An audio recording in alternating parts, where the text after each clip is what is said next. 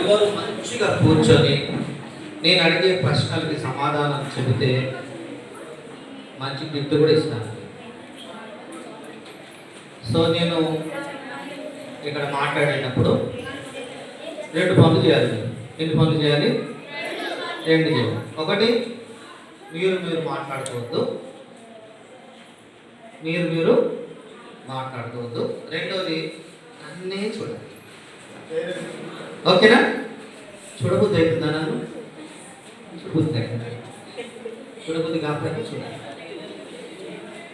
ఎందుకంటే దేవుని కృపలో నా పేరు రాజా. అందరూ నన్ను ప్రేమతో రాజన్న అంటారు. ఏమంటారు? మరి మీరేమంటారు?